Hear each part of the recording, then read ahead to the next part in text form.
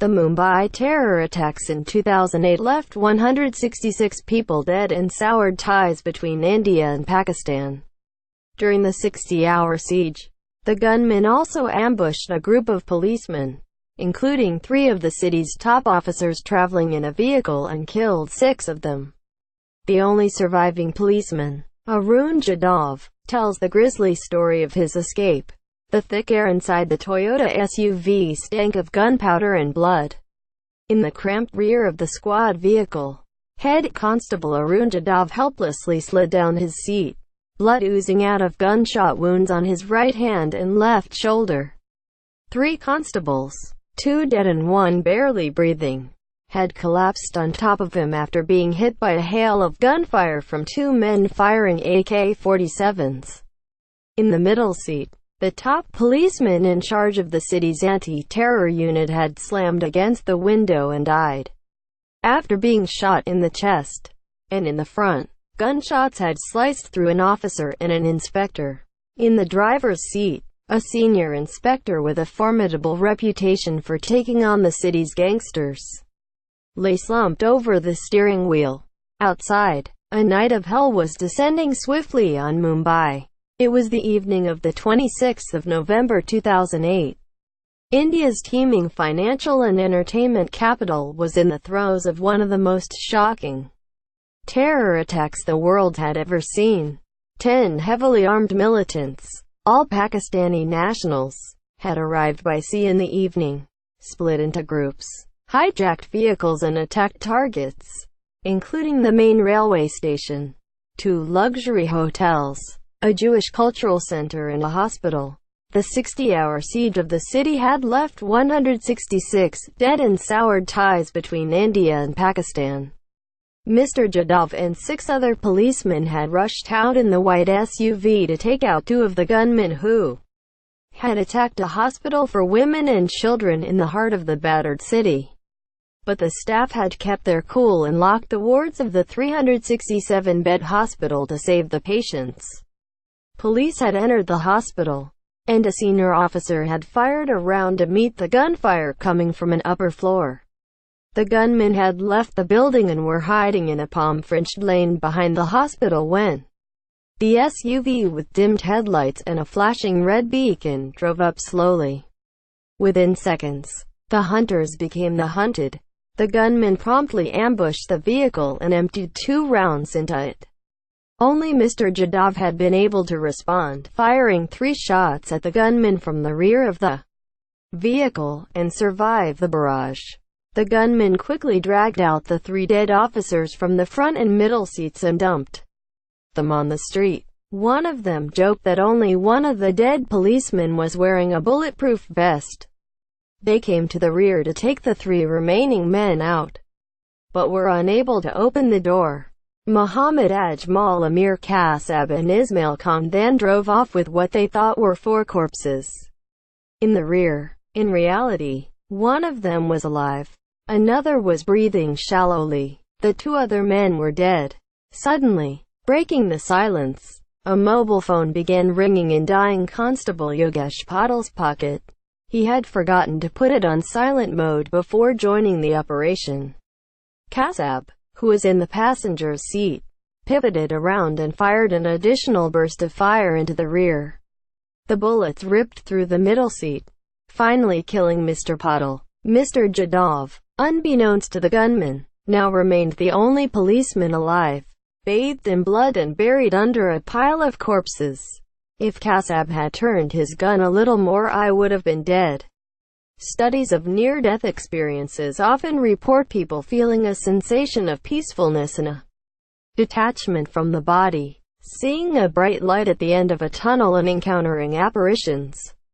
Mr. Jadhav, who had cut his teeth fighting crime in Mumbai's gritty neighborhoods, says he felt nothing of the sort. Memories of his family began unspooling in his mind. He thought his time had finally run out. I am going to die very soon.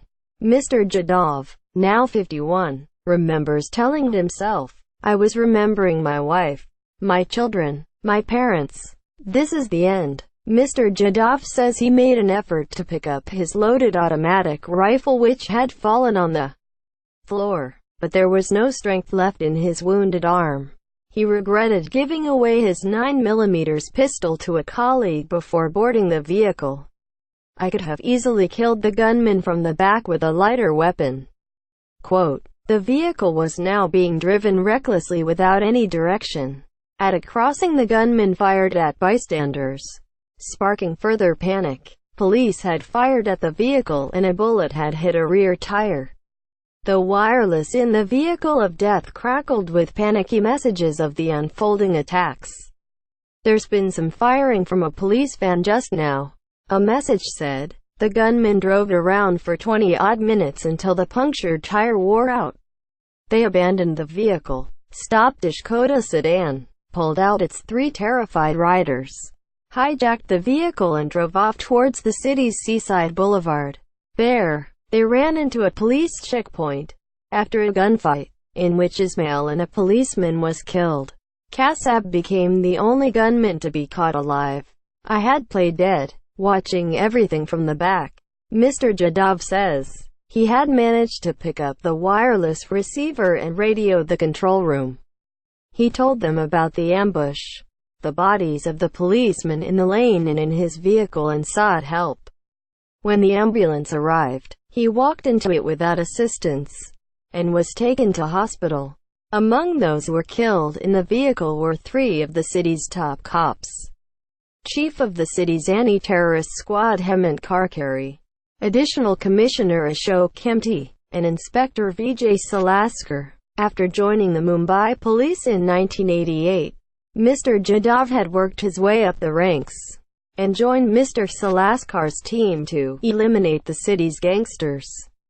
At his one-room home, Mr. Jadhav's wife and 3 school-going children had followed the attacks on TV all night.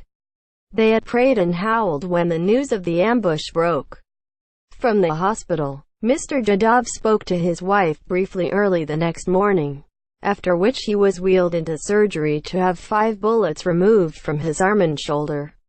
Doctors treating him were surprised that he had not gone into shock.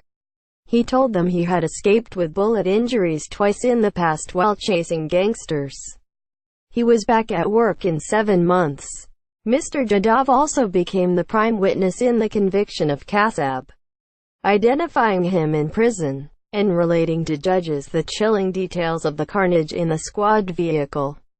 In May 2010, Kasab was handed the death penalty, and 2 years later, hanged in a prison in Pune city. Mr. Jadhav received gallantry awards for his bravery and was compensated for his injuries. His eldest daughter was provided with a government job, and his 2 other children, a son and daughter, are in college studying engineering and computer science. 10 years later, life hasn't changed much for Mr. Jadhav. At work, he continues to chase gangsters, extortionists and car thieves. 2 rounds of surgery later, his partially disabled arm, it still hurts quite a bit, means that he has to be extra careful. A few things have changed all right. He has to keep calling his wife whenever he goes out for an operation, keeping the family informed about his whereabouts. After all, on that fateful November day, he had spent his entire day looking unsuccessfully for a mobster before being called in to help hunt down the militants. On the 26th of November, the 10th anniversary of the attack, a film containing an interview with Mr. Jadhav will be shown near the Gateway of India overlooking the iconic Taj Hotel, which was one of the prime targets. Billboards advertising a memorial on the day by the Indian Express newspaper and carrying his picture with 2 other survivors and Bollywood superstar Amitabh Bachchan for a memorial on the day, organized by the Indian Express newspaper, have sprung up all over Mumbai. But Mr. Jadhav, a tough, non-fussy policeman, will not be in the city. He, along with his family, will be visiting a guru's ashram in northern India to take his blessings and find peace. Peace of mind can be difficult to keep after such an incident.